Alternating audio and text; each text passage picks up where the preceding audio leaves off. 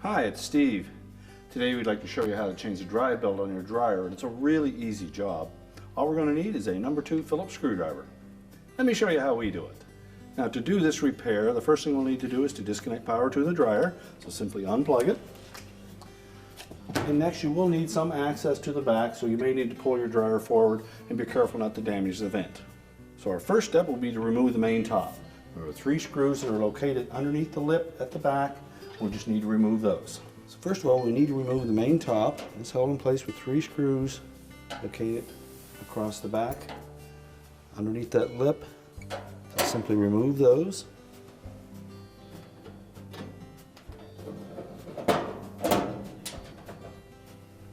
Now once we remove the 3 retaining screws at the back of the main top, we can then just pull it back a little bit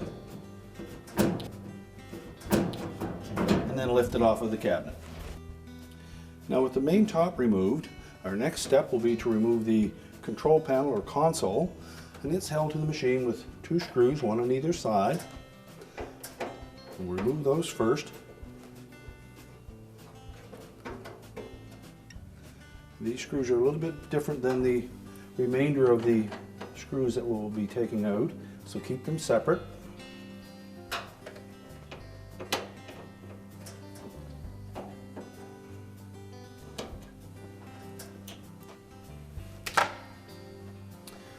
Next, we'll release the wire harness from this connector on the top of the bulkhead.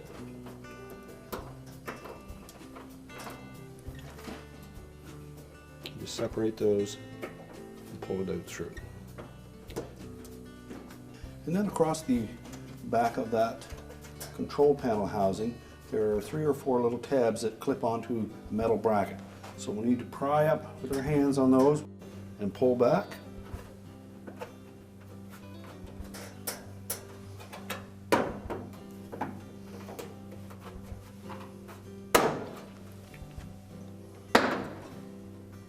Pull forward until you release them. There are also a couple of tabs on the bottom. You need to just shift that slightly, lift up on it, and then pull it out. Now to do this repair, we also suggest that you remove this mounting panel on the front here. It's held in place with 1 screw on either side and then a short one down through the top on either side. So we'll go ahead and remove those next.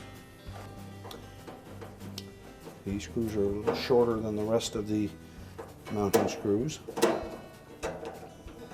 so keep them separate.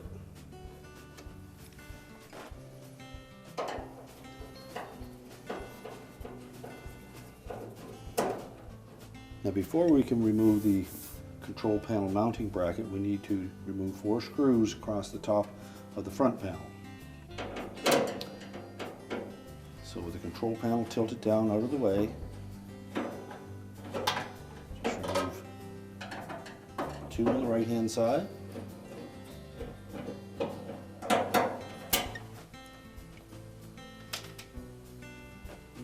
You will have to hold the control panel just to the side enough to remove that screw, and then while holding the control panel out of the way, we can remove the 2 on the left.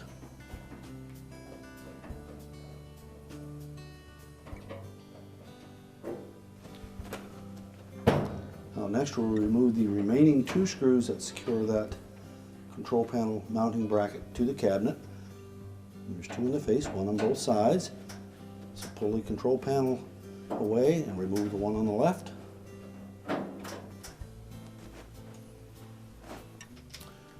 Now next we'll remove 4 more screws that secure the top of the front panel to that mounting bracket.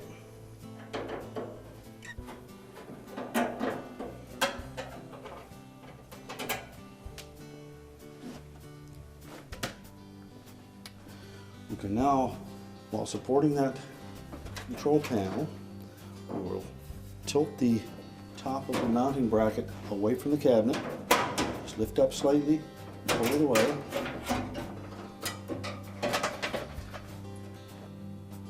You will note that there's a hook on both sides of that control panel mounting bracket that fit into little vertical slots on the cabinet. With that released, we can then disconnect the door switch harness.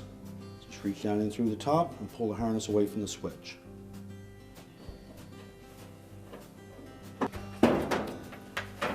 then set it completely off to the side. Now next we'll remove the front panel. To do so, we'll open the door up and we're going to remove 2 screws located down in the lint filter area. These 2 screws are specific to this location, so keep them separate. And as you remove the last screw, support that front panel so that it doesn't tilt forward on you.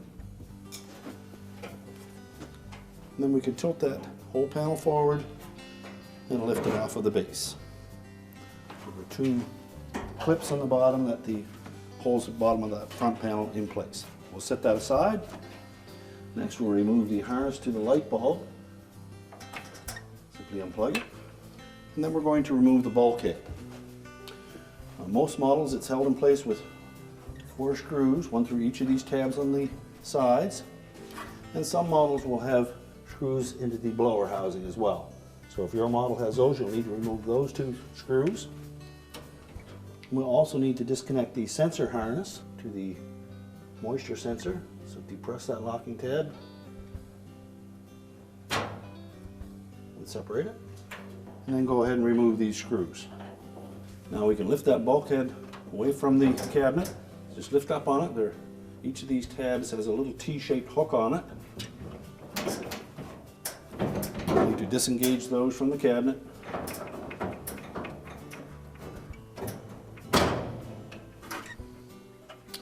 Lift up slightly on the drum and then pull that housing away. Now with the front bulkhead removed, we can set that aside. Now if your existing belt is broken, we simply just need to lift the drum completely out of the dryer and then we can install the new belt. So our next step will be to remove the belt from the idler and motor pulleys. So we're going to reach in on the right hand side. You'll feel the belt as it comes down off the bottom of the drum and wraps around the idler pulley. So in through from the left side, and you'll feel that same idler pulley. So we're going to push the pulley bracket to the left and release the tension. Just roll the belt off of it. The belt is now free, and we can lift the whole drum assembly out through the front. Use the belt to support the weight. With the drum pulled out of the dryer, we can then remove the old belt and discard it. So we can discard the old belt. We'll take our new belt. We want to make sure that we install it with the groove side of the belt facing the drum. So we'll loop that around the drum.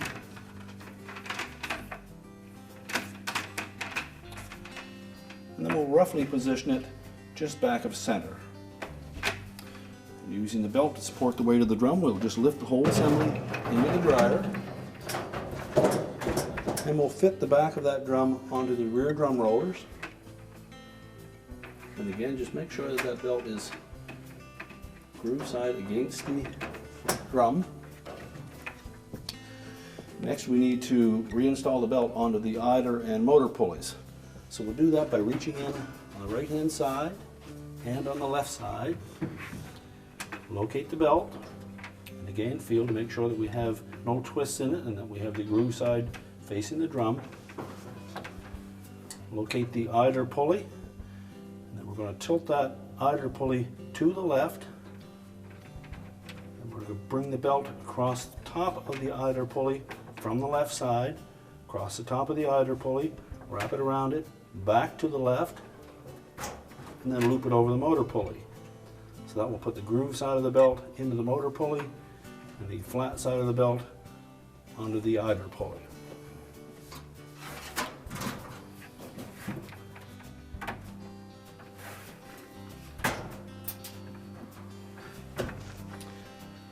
And then we're just going to rotate that drum a couple rotations. We should see the blower wheel rotate at the same time. That will help help center the belt on the drum.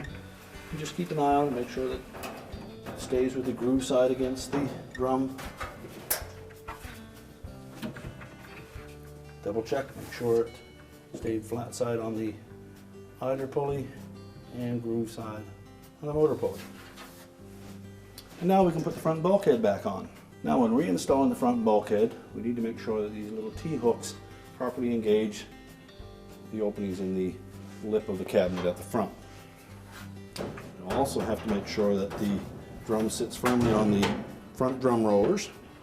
So we'll lift up on the drum as we position the bulkhead. We need to make sure that that little T-shaped hook fits into that slotted opening. And they should drop down so that the screw holes line up. We'll then replace the 4 screws.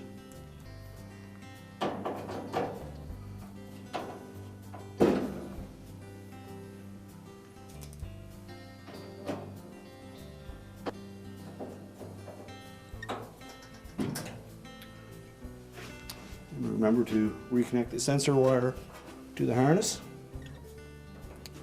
and push it in far enough that you can hear the locking tab engage. And again, we should rotate that drum just to make sure that it's fitted firmly around the front of the drum and the felt is not bound up. Now we can go ahead and put the front panel back on. Now when installing the front panel, we want to make sure that we engage both of those tabs on the bottom of the frame, the slotted openings on the bottom of the front panel. Just tilt it into position. And while supporting it, we're going to open that door,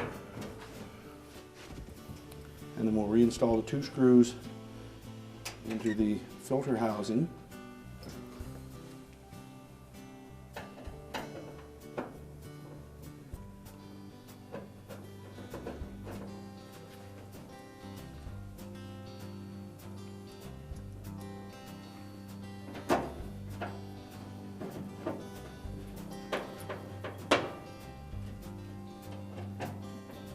Tighten those securely and then close the door up. Now next we'll reconnect the wire harness to the light bulb.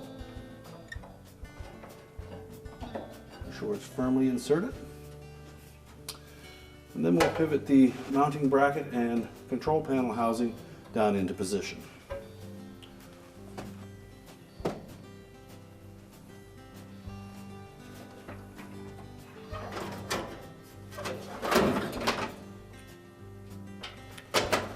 Tuck the wire harness for the door switch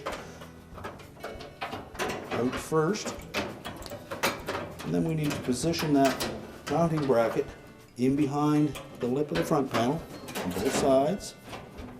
And there are also a couple of hooks on the sides of that mounting bracket that will fit into slotted openings on the cabinet on either side. Make sure they're properly engaged, and then we'll install the 2 screws through the top. Now the top screws are the 2 short ones.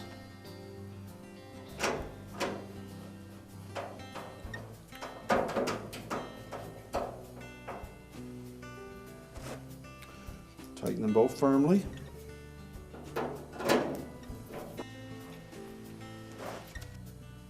Now next we'll put the 2 side screws in for that mounting bracket. We need to lift the control housing temporarily out of the way.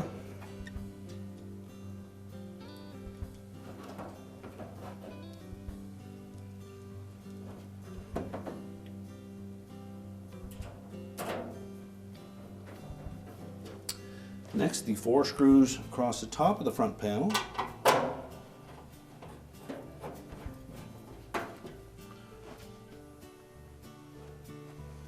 And again, you will need to hold that control panel housing out of the way while you put the 2 screws on the left side into position.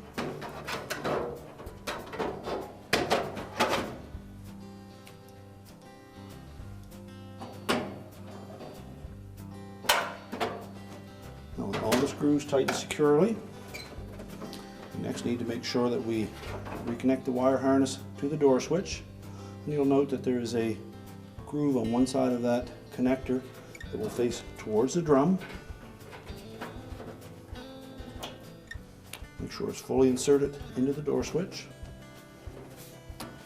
And then we can reposition the control panel. As note, there are a couple of tabs on the bottom that will fit into these slots on the top of the front panel. Now the easiest method to put that control panel back in position is to tilt it forward at the bottom, tuck the control panel into that opening,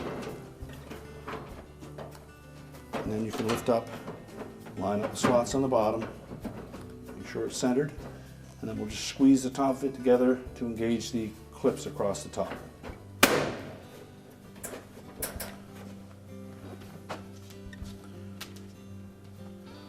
We'll install the 2 retaining screws from the mounting bracket into the control panel housing.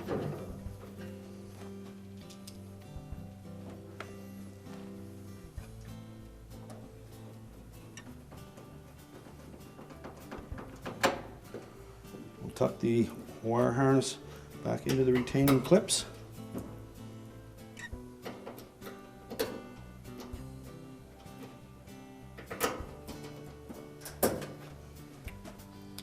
And now we can put the main top on.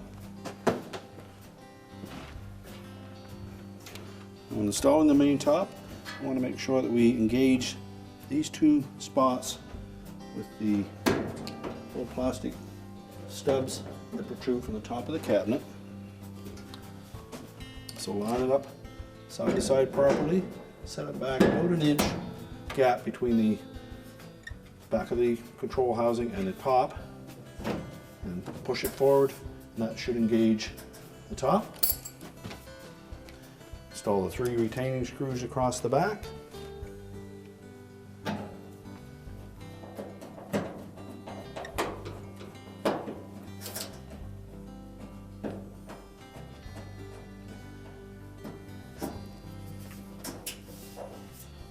We're now ready to push the dryer back into position, reconnect the power, and our repair is complete.